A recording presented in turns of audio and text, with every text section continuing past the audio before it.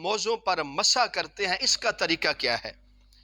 سب سے پہلے جو آپ صلی اللہ علیہ وسلم سے ثابت ہے موزے کا جو مسح کیا جاتا ہے وہ موزے چمڑے کے ہونے چاہیے اور وہ اتنے یعنی کہ بڑے ہوں کہ وہ ٹخنوں سے گٹوں سے اوپر ہونے چاہیے، پھر وہ پاؤں میں تنگ ہونے چاہیے۔ جب آپ چلیں تو آپ کے یعنی کہ ایسا نہ محسوس ہو کہ جیسے میرے موزے اتر رہے ہیں، تو ایسے موزوں پر مسح نہیں ہوگا۔ نمبر ایک، چمڑے کے موزے ہونے چاہیے، اور پھر علماء فرماتے ہیں اگر وہ موزے میگزین کے بھی ہو جائیں تب بھی اس پر مسح ہو جائے گا، یا کسی اور ایسی شیٹ کے ہوں جس کے اوپر پانی یعنی کہ ڈالیں وہ پاؤں پر پانی نہ لگ جائے۔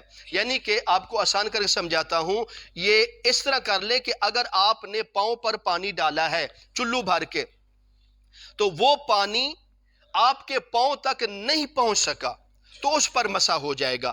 اگر آپ نے اپنے پاؤں پر پانی ڈالا تو وہ پانی آپ کے پاؤں تک پہنچ گیا تو پھر اس پر مسح نہیں ہوگا۔ آپ جتنی جرابیں پہنتے ہیں، جتنی بھی چیزیں پہنتے ہیں، اس پر مسح نہیں ہوتا۔ اس پر ہوتا ہے جو چمڑے کے موزے ہوں یا ریگزین کے موزے ہوں یا کوئی ایسی شیٹ کے ہوں جو سخت ہو جس کے اوپر پانی بہایا جائے وہ پانی پاؤں تک نہ پہنچ سکے، اس طرح ایسے موضوع پر مسح کرنا ہوگا۔ اب یہ طریقہ میں آپ کو طریقہ کر کے دکھاتا ہوں۔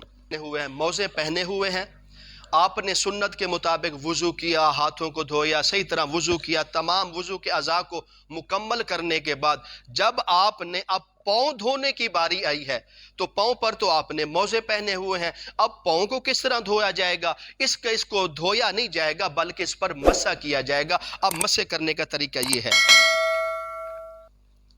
آپ کا یعنی کہ دایاں پاؤں ہے تو آپ کا ہاتھ بھی دایاں ہونا چاہیے۔ جب آپ نے مسح کرنا ہے اپنے ہاتھ کو گیلا کر کے پھر آپ نے ایسے انگلیوں کو کھلار کر اس طرح کریں گے، یہاں پر آپ ہاتھ رکھیں گے اور اس طرح لے آئیں گے۔ اگر یہاں بھی اس طرح کر لیں تب بھی ہو جائے گا، لیکن صحیح طریقہ یہ ہے موزوں کا مسح یہاں تک ہوگا۔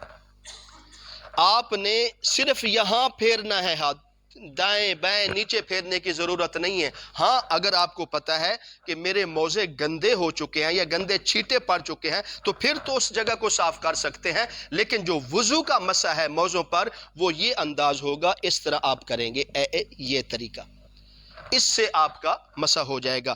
پھر اس کے بعد بایاں پاؤں آ جائے گا، بایاں پاؤں بھی اس طرح ہوگا۔ پھر آپ نے بائیں پاؤں پر جو مسح کرنا ہے دائیں ہاتھ سے نہیں کرنا، بایاں پاؤں بائیں ہاتھ سے آپ نے مسح کرنا ہے، وہ بھی یہ طریقہ ہوگا، ایسے۔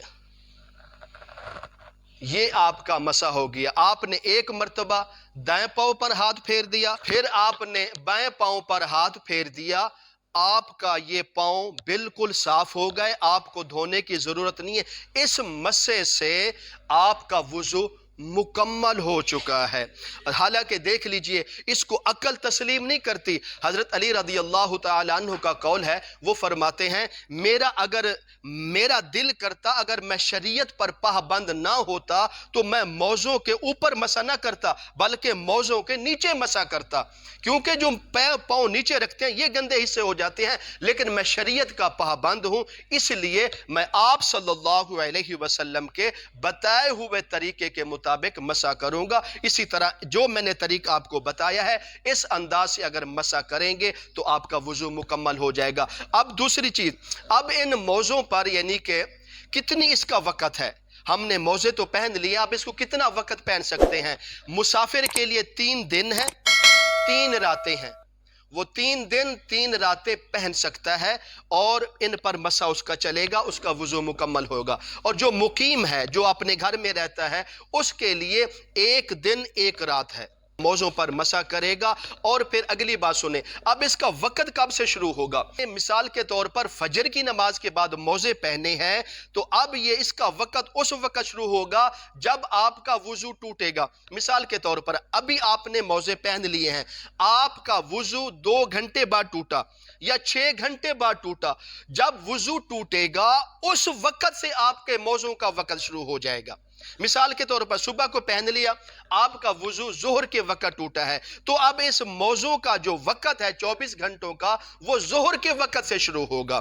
تو اس لیے اس چیز کا بھی خاص خیال کریں، اور جب آپ نے موضوع کو پہننا ہے تو موضوع کو پہننے سے پہلے آپ نے نماز کا وضو کر لیں اچھی طرح، پھر اس کے بعد موزے پہن لیں گے تو آپ کی یہ 24 گھنٹے اسی طرح چلتے رہیں گے۔ ہر نماز کے بعد موضوع کا مسح کر لیں، آپ کا وضو مکمل ہو جائے گا۔ اگلی بات اور سن لیجئے، اگر آپ نے کسی وجہ سے، کسی مجبوری کی وجہ سے یا کسی وجہ سے آپ نے وضو کی حالت میں موضوع کو اتار لیا ہے، اب موزے آپ نے اتار لیے ہیں، تو اتارنے کے بعد اگر دوبارہ پہننا چاہتے ہیں تو جو آپ کی وہ لمٹ تھی، وقت تھا کہ آپ 24 گھنٹے میں موضوع پر مسح کر سکتے ہیں، تو وہ وقت اب ختم ہو جائے گا، کیونکہ آپ نے اتار لیے ہیں ایک مرتبہ۔ اب اگر دوبارہ یعنی کہ موضوع کو پہننا چاہتے ہیں، اگر آپ نے موضوع کو اتار لیا ہے کسی وجہ سے، تو اگر دوبارہ پہننا چاہتے ہیں تو پہلے کی طرح سنت کے مطابق وضو کر لیں، پھر اس کے بعد موزے پہن لیں، تو آپ کا پھر وہیں سے آپ کا وقت شروع ہو جائے گا۔ ایک اور چیز بھی سن لیجئے، اگر آپ کا وضو ہے، اگر آپ وضو کی حالت میں موضوع کو اتار لیا ہے تو کیا اس پر وضو رہے گا یا نہیں رہے گا؟ بھی جب آپ کا وضو ہے، آپ نے موضوع کسی وجہ سے اتار لیے ہیں تو آپ کا وضو ہے، آپ اسی طرح آپ نماز وغیرہ تلاوت وغیرہ کر سکتے ہیں۔ یہ نہیں ہوگا کہ آپ نے موضوع اتارے تو آپ کا وضو ٹوٹ گیا، نہیں، وضو اس وقت ٹوٹے گا جب آپ کی ہوا خارج ہوگی، جب قضاء حاجت کے لیے آپ کو ضرورت ہوگی، اس وقت وضو ٹوٹے گا۔ موضوع کو اتارنے سے آپ کا وضو نہیں ٹوٹے گا۔